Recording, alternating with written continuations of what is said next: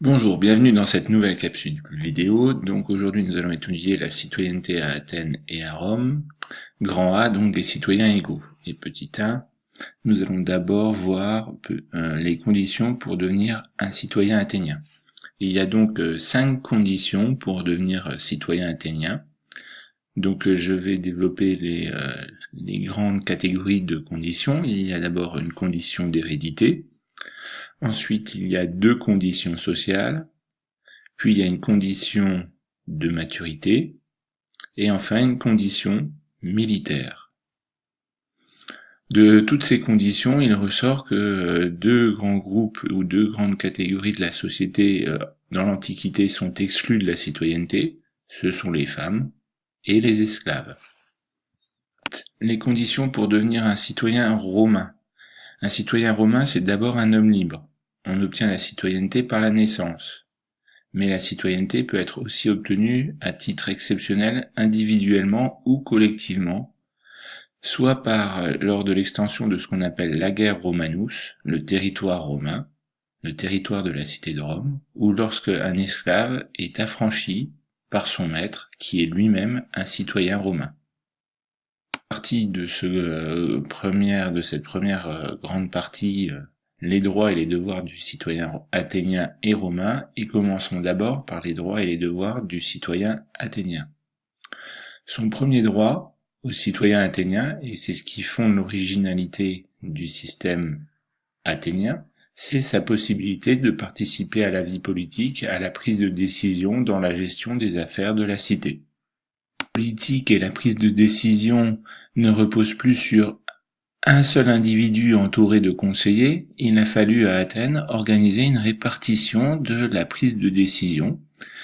D'abord, donc, on va à Athènes répartir la prise de décision en trois catégories ou en trois pouvoirs. C'est l'émergence des droits, grand pouvoir d'un État, le pouvoir législatif, le pouvoir exécutif et le pouvoir judiciaire. Le pouvoir législatif est incarné par ce qu'on appelle l'Ecclésia, c'est en fait l'assemblée des citoyens, de l'ensemble des citoyens athéniens, et cette assemblée a pour but de voter les lois, de voter la guerre et de voter l'ostracisme. Donc l'ostracisme, c'est une mesure, un vote de mise à l'écart d'un citoyen qui menace la liberté et la démocratie à Athènes. Mais, comme les citoyens athéniens sont trop nombreux, on a imaginé à Athènes une assemblée plus petite, de 500 membres, qu'on appelle la boulée, et qui est chargée de préparer, de rédiger la loi, ou les lois. Le pouvoir exécutif, donc le pouvoir exécutif est incarné par deux types de magistrats. D'abord, donc les stratèges, au nombre de 10, qui commandent l'armée, la flotte de guerre, et qui organisent et assument la politique extérieure d'Athènes. Ensuite, il y a les archontes, au nombre aussi de 10, qui président les fêtes religieuses et qui les organisent. Il y a le pouvoir judiciaire, qui lui est organisé aussi de deux manières. D'abord, un tribunal populaire composé de 6000 membres, qu'on appelle l'élié, et qui est chargé de rendre la justice dans le domaine du droit commun, c'est-à-dire les vols, les contestations de propriété, et tous les litiges qui peuvent opposer des citoyens. Et enfin, la réopage, je souligne le terme, la réopage, c'est un tribunal qui ne rend des verdicts que dans les cas d'homicide, de meurtre sur la personne d'un citoyen.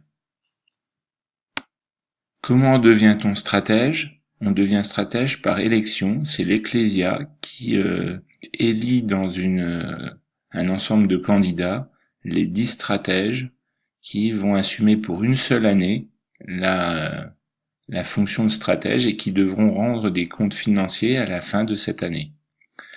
Pour toutes les autres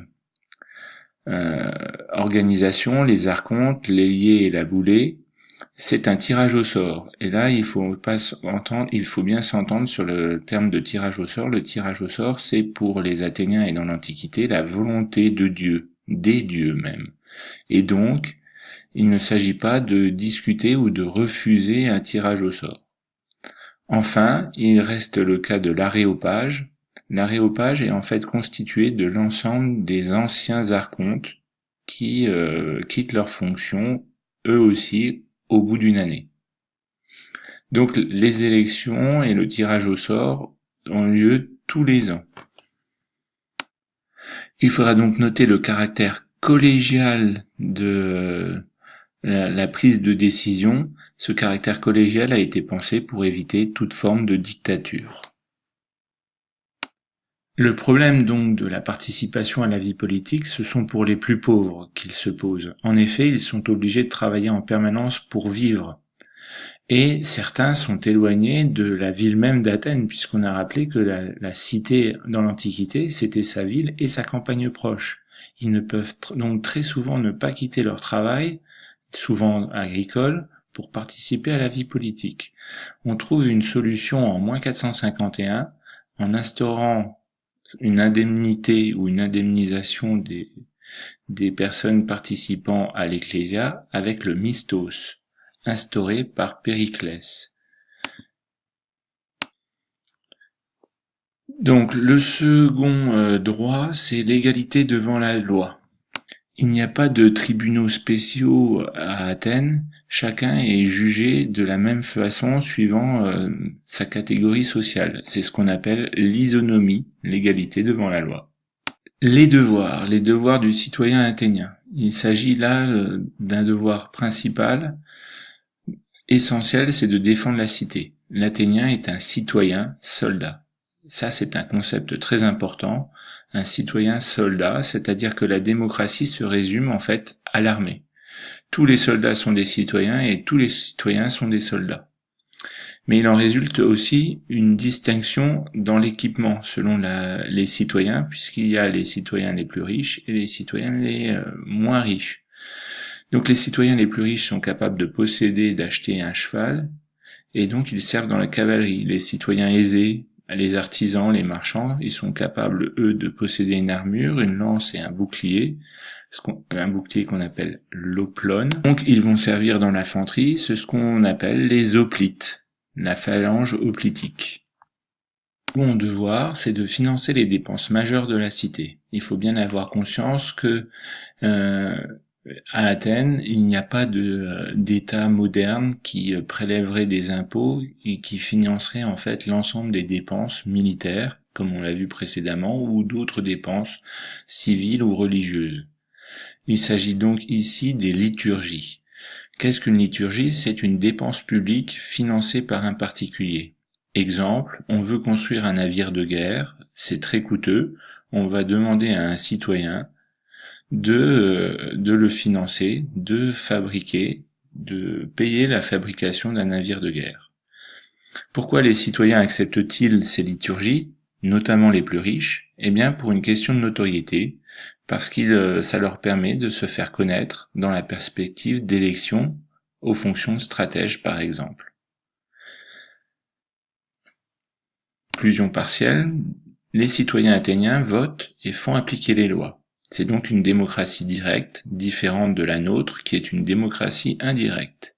Les citoyens sont égaux en droit et inégaux en devoir, et ceci en fonction de leur richesse. Sur cette question, il reste donc les droits et les devoirs du citoyen romain. Les droits du citoyen romain sont de 3 types. Il y a les droits politiques, des droits civils et des droits juridiques. Pour les devoirs, il en va de même. Il y a des devoirs civils, des devoirs politiques et des devoirs militaires.